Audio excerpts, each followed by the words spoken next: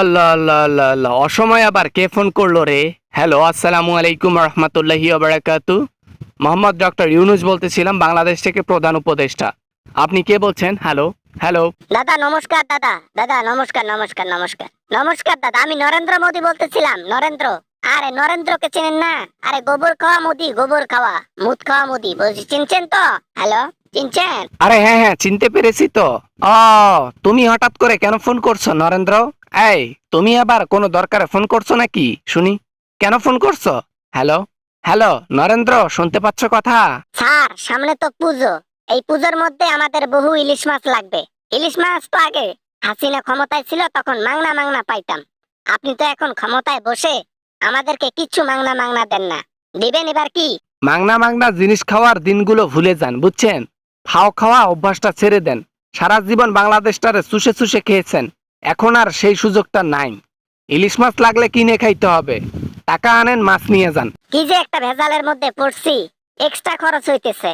টাকা পয়সা সব নিজের পকেটে ভরাইয়া এই ইলিশ মাছগুলো আমি ফাও নিছিলাম হাসিনা থাকতে, এখন আর সেটা পারি না। আরে বাবাজি নরেন্দ্র মোদী, ফাও খাইতে খাইতে তোমার গলা অসার হয়ে গেছে, তাই না?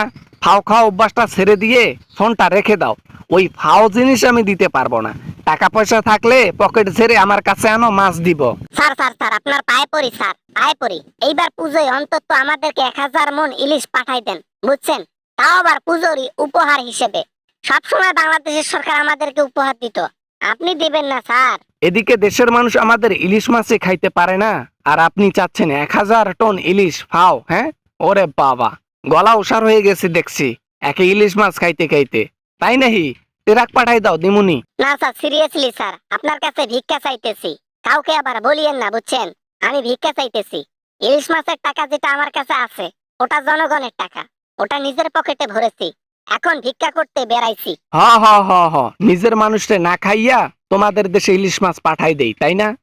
ওই তো কইলাম না, ওই 5000 ট্রাক আমাদের দেশে পাঠাই দাও, বুঝছো? ওই পিএস মরুচ সহকারে পাঠাই দাও, তারপর আমি ওই ট্রাকে মাছ দিব ওলা। তাহলে তো একই হইলো, ওই টাকা দিয়ে কিনে নেওয়া হলো, পেঁয়াজ মরিচ দেওয়ার বদলে মাছ নেওয়া হলো।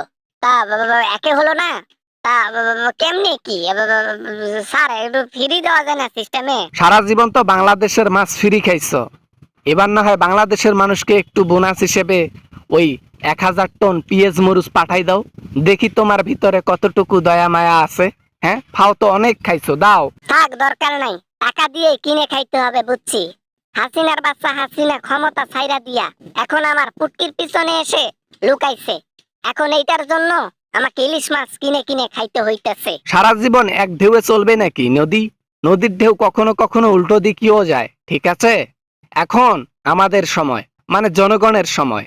হাসিনার দিন শেষ, সোনার বাংলাদেশ। বাবা না, মানে কোন রকমের দেওয়া যায় না? 100 টন অন্তত ইলিশ মাছ পাঠাই দেন স্যার, পুজো উপলক্ষে একটু গিফট টিফট করবেন না? বাবা টাকা পয়সা পরে দিবনি, সমস্যা নাই। বাংলাদেশ থেকে যদি ইলিশ মাছ যায় তাহলে ইলিশ মাছের নারী ভুঁড়ি যাবে, ইলিশ মাছের চান্দি পর্যন্ত যাবে না ইন্ডিয়াতে। মনে রাখিস, 1 কেজি ইলিশ মাছের দাম তোদের কাছে নেব 3000 টাকা। পোষাইলে আসিস, না পোষাইলে না আসিস। ওরে বাবা রে, মাইছে রে, ওরে বাপুরে, ওরে পুকটি মাইছে রে, পুকটি মাইছে রে, ওরে ওরে ওরে ওরে, এতগুলা দাম রে, বাপরে বাপরে, পিছন ফেটে গেল রে, ওরে ওরে বাবা রে, হরে হরে রাম, হরে হরে কৃষ্ণ, হরে কৃষ্ণ। ফাও খাইতে খাইতে গলাটা ওসার হয়ে গেছে, মুখটা ওসার হয়ে গেছে, মনে করছে এখনো হাসিনা ক্ষমতায় আছে। ফাও চাওয়া অভ্যাসটা গেল না। সারা জীবন খাইলো বাংলাদেশের মালামাল, আবার আমাদেরকেই বলে আমরা নাকি কিছু দেই না। আরে বেটা, আজ পর্যন্ত বাংলাদেশের সরকার থেকে যা উপহার পাইলি তোরা, কোনো দেশ কোনো সরকারকে এইভাবে উপহার দেয় না। যাক, ভালোই হয়েছে হাসিনা এখন গিয়ে অন্তত বাংলাদেশের মানুষ সবজি কম দামে কিনে খাইতে পারতেছে।